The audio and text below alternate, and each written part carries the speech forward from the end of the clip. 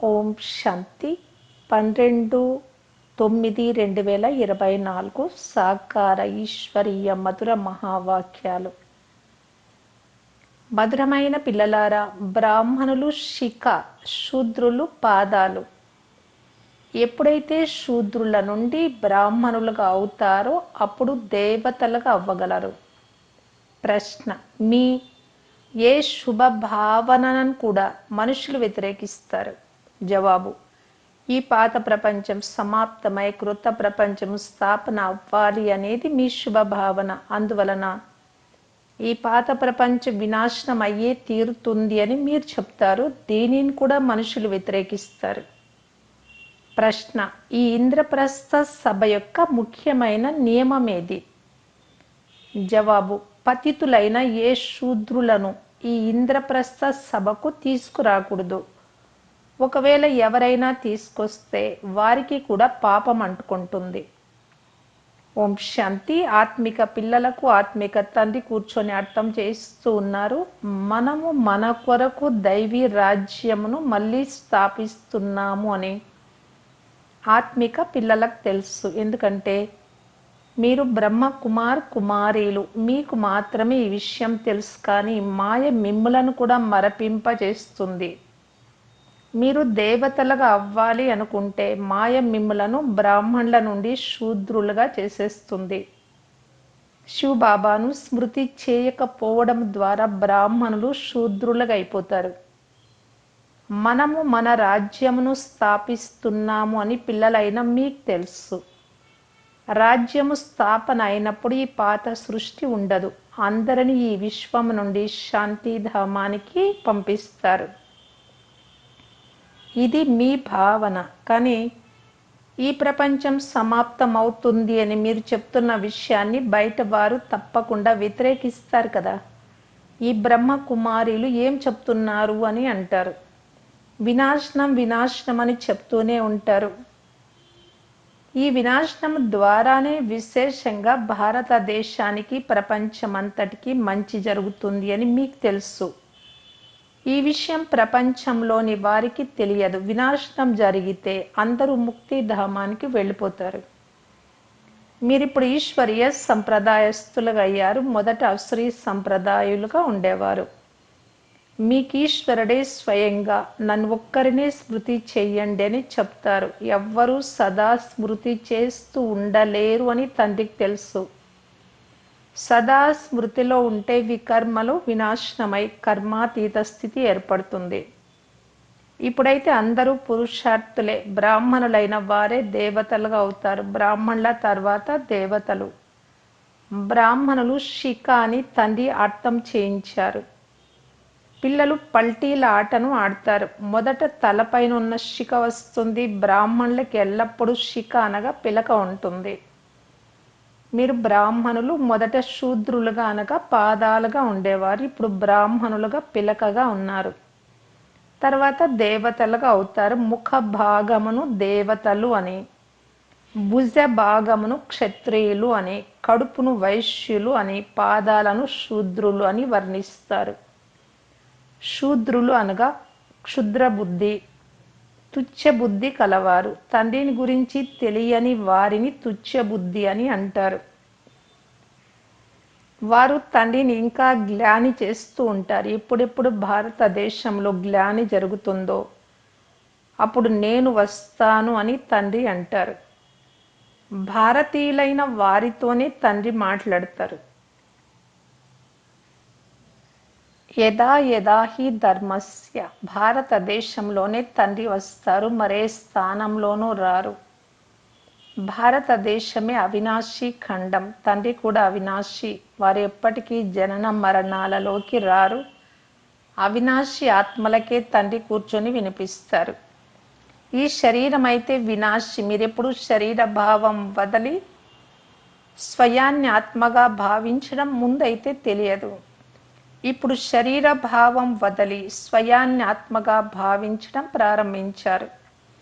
హోలీ రోజు పిడకలను కాలుస్తారు. ఆ సమయంలో పిడకలన్నీ కాలిపోతాయి, కానీ వాటికి చుట్టిన దారం మాత్రం కాలదు. అలాగే ఆత్మ ఎప్పటికీ వినాశనం అవ్వదు. దీని గురించే ఈ ఉదాహరణ ఉంది. ఆత్మ అవినాశి అని మానవ మాతృలెవ్వరికీ తెలియదు. వారైతే ఆత్మ నిర్లేపి అని అంటారు. తండ్రి చెప్తారు, అలా కాదు, ఆత్మయే మంచి చెడు కర్మలను ఈ శరీరము ద్వారా చేస్తుంది. ఒక శరీరాన్ని వదిలి మరొక శరీరాన్ని తీసుకొని కర్మ భోగమును అనుభవిస్తుంది. కావున అది లెక్కాచారాన్ని తీసుకొని వచ్చినట్లే కదా. అందువలన స్త్రీ ప్రపంచంలో మనుషులు అపారమైన దుఃఖమును అనుభవిస్తారు. ఆయువు కూడా తక్కువగా ఉంటుంది, కానీ మానవులు ఈ దుఃఖమును కూడా సుఖము అని భావించి ఉన్నారు. నిర్వికారులుగా అవ్వండి అని పిల్లలైనా మీరెంతగా చెప్పినా విషము లేకుండా కామం మేము ఉండలేము అని అంటారు. ఎందుకంటే శూద్ర సంప్రదాయులు కదా, క్షుద్ర బుద్ధి కలవారిగా ఉన్నారు. మీరు శిఖ అయిన బ్రాహ్మణులుగా అయ్యారు. పిలక అన్నింటికంటే పైన ఉంటుంది. దేవతల స్థానం కంటే, ముఖం కంటే ఉన్నతమైన స్థానంలో ఉంది. మీరిప్పుడు దేవతల కంటే ఉన్నతమైన వారు. ఎందుకంటే తండ్రి జతలో ఉన్నారు. తండ్రి ఈ సమయంలో మిమ్ములను చదివిస్తూ ఉన్నారు. ఇప్పుడు తండ్రి మీకు విధేయులైన సేవకులుగా అయ్యారు కదా. తండ్రి పిల్లలకు విధేయుడైన సేవకుడిగా ఉంటాడు కదా. పిల్లలకు జన్మనిచ్చి సంభాలించి చదివించి పెద్ద చేసిన తర్వాత వృద్ధులైనప్పుడు ఆస్తిని అంతటిని పిల్లలకి ఇచ్చి స్వయం గురువుల దగ్గరకు వెళ్ళి వానప్రస్థులై కూర్చుంటారు. ముక్తిధామానికి వెళ్లేందుకు గురువులను ఆశ్రయిస్తారు, కానీ వారు ముక్తిధామానికి వెళ్ళలేరు. కావున తల్లి తండ్రులు పిల్లల సంభాలన చేస్తారు. తల్లి జబ్బు పడినప్పుడు పిల్లలు మురికి చేస్తే తండ్రి శుభ్రం చేయాల్సి వస్తుంది కదా. కావున తల్లి తండ్రులు పిల్లలకు సేవకులైనట్లే. ఆస్తినంతా పిల్లలకి ఇచ్చేస్తారు. బేహద్దు తండ్రి కూడా చెప్తున్నారు, నేను చిన్న పిల్లల వద్దకు రాను.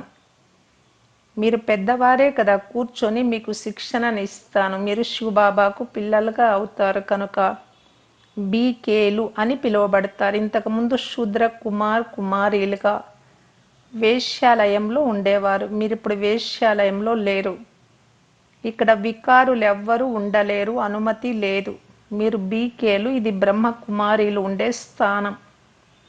పతితమైన వికారాలలో వెళ్ళే వారిని శూద్రులంటారు అని చాలా అమాయకులైన కొందరికి అర్థమే కాదు.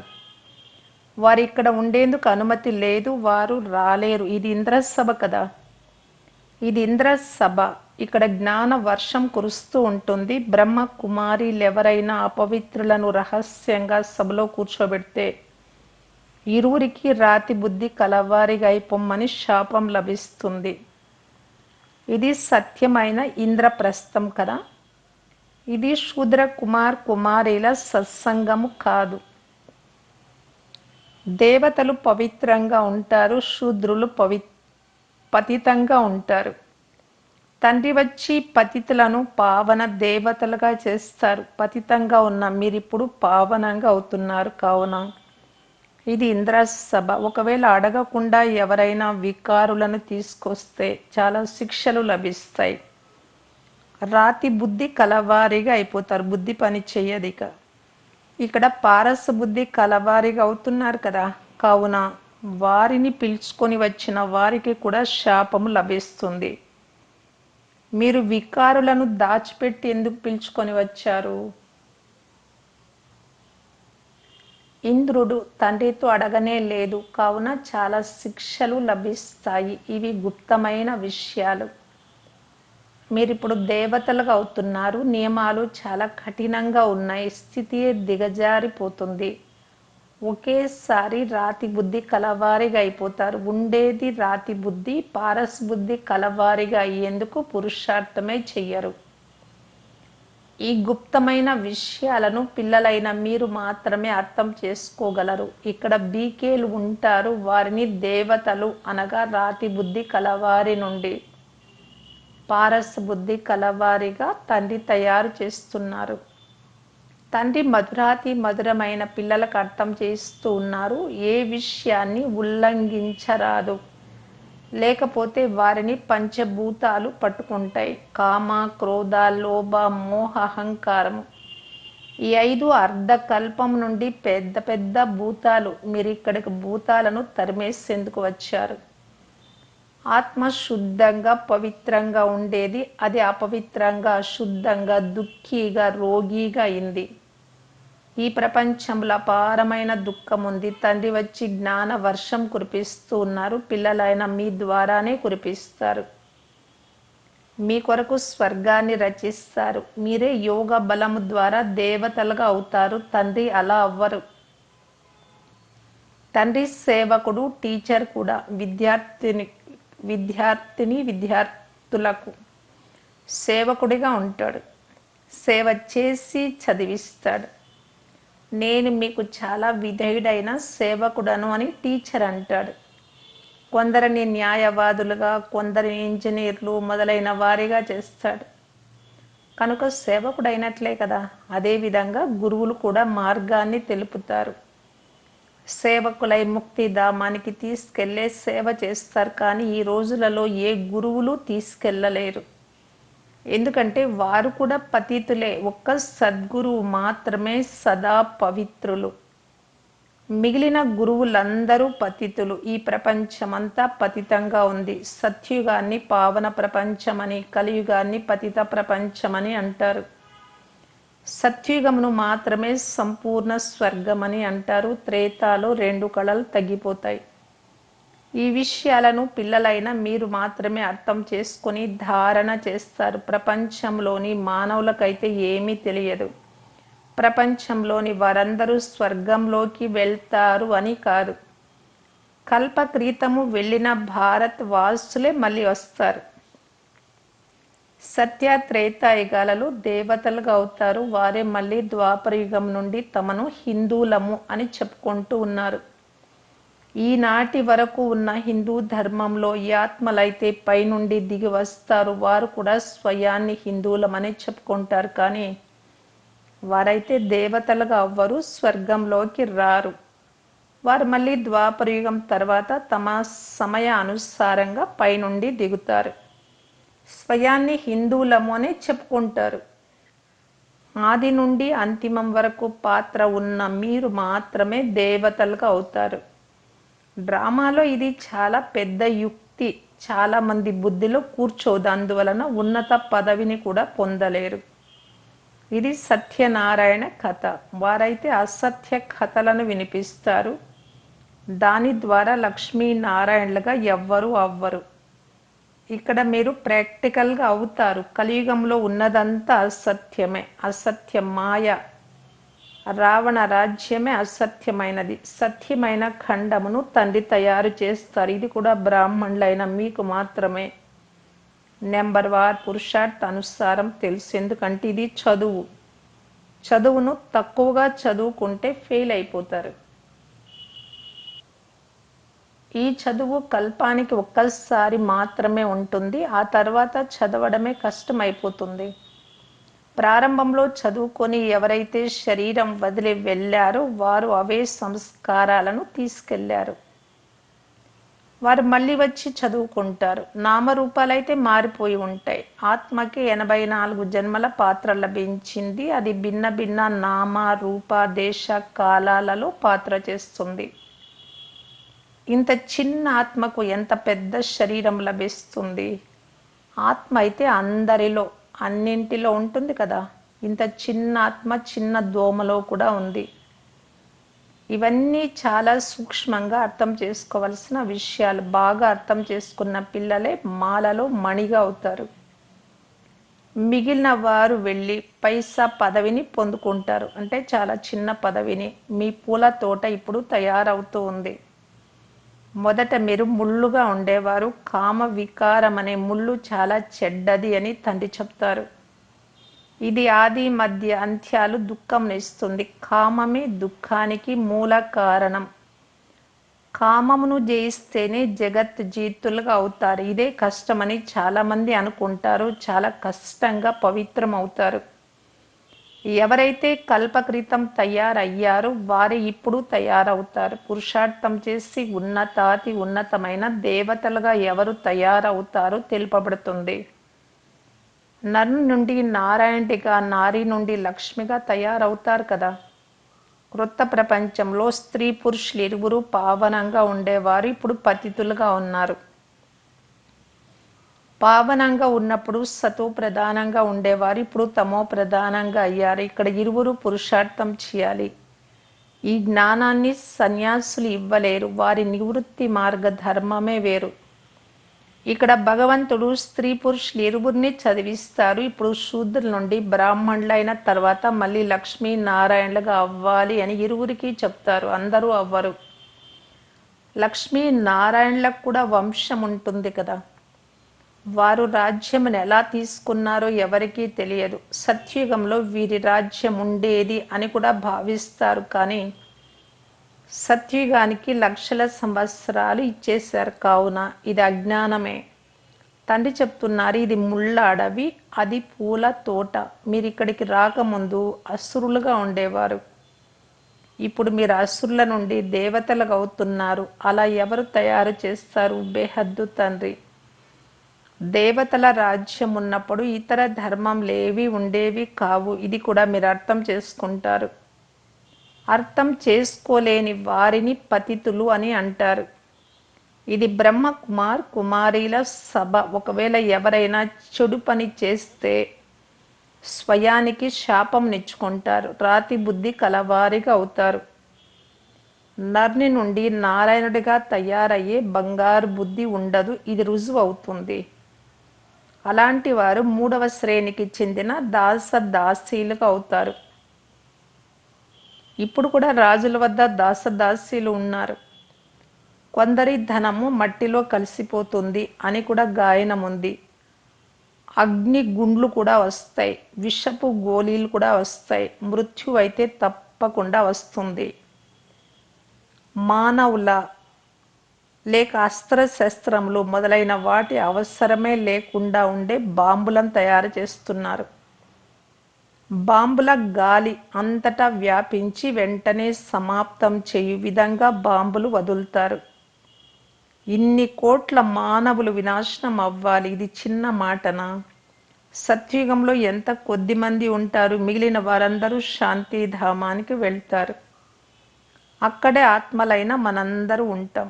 సుఖధామంలో స్వర్గం, దుఃఖధామంలో ఈ నరకం ఉంది. ఈ చక్రం తిరుగుతూనే ఉంటుంది. పతితంగా అయినప్పుడు దుఃఖధామంగా అయింది. మళ్ళీ తండ్రి సుఖధామానికి తీసుకెళ్తారు. పరంపిత పరమాత్మ ఇప్పుడు సర్వులకు సద్గతిని ఇస్తారు. కావున ఖుషిగా ఉండాలి కదా. మనుషులు భయపడతారు, మృత్యువు ద్వారానే గతి సద్గతి అవ్వనున్నది అని అర్థం చేసుకోరు. మంచిది. మధురాతి మధురమైన అపురూపమైన పిల్లలకు మాతాపిత బాప్దాదాల ప్రియ స్మృతులు మరియు గుడ్ మార్నింగ్. ఆత్మిక పిల్లలకు ఆత్మిక తండ్రి నమస్తే. ధారణ కొరకు ముఖ్య సారం. ఫస్ట్ పాయింట్, పూల తోటలోకి వెళ్లేందుకు లోపల ఉన్న కామ క్రోధాలు అనే ముళ్ళను తీసేయాలి. శాపము లభించే పనులు ఏవి చేయరాదు. సెకండ్ పాయింట్, సత్యఖండానికి అధికారులుగా అయ్యేందుకు సత్యనారాయణుడి సత్యమైన కథను వినాలి, ఇతరులకు వినిపించాలి. ఈ అసత్యమైన ప్రపంచం నుండి అతీతంగా దూరం అయిపోవాలి. వరదానము, లైట్ ఆధారంతో జ్ఞాన యోగాల శక్తులను ప్రయోగము చేసే ప్రయోగశాలి ఆత్మాభవ. ఎలాగైతే ప్రకృతి యొక్క లైట్ సైన్స్ వారి అనేక ప్రకారాల ప్రయోగాలను ప్రాక్టికల్లో చేసి చూపిస్తుందో, అలా మీరు అవినాశి పరమాత్మ లైట్, ఆత్మిక లైట్తో పాటు ప్రాక్టికల్ స్థితి యొక్క లైట్ ద్వారా జ్ఞాన యోగాల శక్తులను ప్రయోగించండి.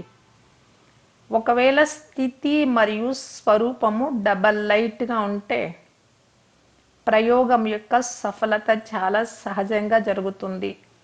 ఎప్పుడైతే ప్రతి ఒక్కరూ స్వయం పట్ల ప్రయోగంలో నిమగ్నం అవుతారో అప్పుడు ప్రయోగశాలి ఆత్మల శక్తిశాలి సంఘటన తయారవుతుంది.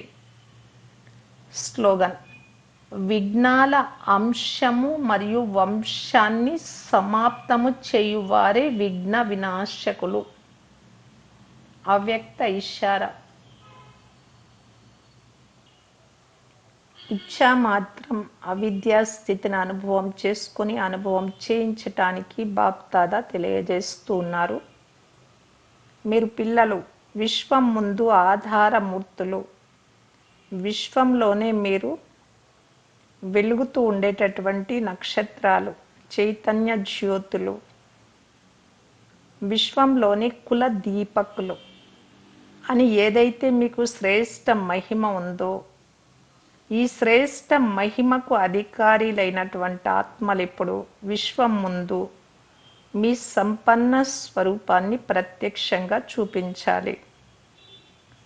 ఒకవేళ ఇప్పటిదాకా హద్దు యొక్క ఆశలు నెరవేర్చుకునేటటువంటి కోరిక ఉంది అంటే, నాకు కొద్దిగా పేరు కావాలి, మర్యాద కావాలి, గౌరవం కావాలి, శక్తి కావాలి, స్నేహం కావాలి, ఇలాంటి కోరికలు, ఇలాంటి వారు స్వయం పట్ల కోరికలతో ఉన్నారు అంటే ఇచ్చా మాత్రం అవిద్యా స్థితి ద్వారా విశ్వంలో ఉండే వారి యొక్క కోరికలను ఎలా పూర్తి చేయగలుగుతారు, ఎలా నెరవేర్చగలుగుతారు? ఓం శాంతి.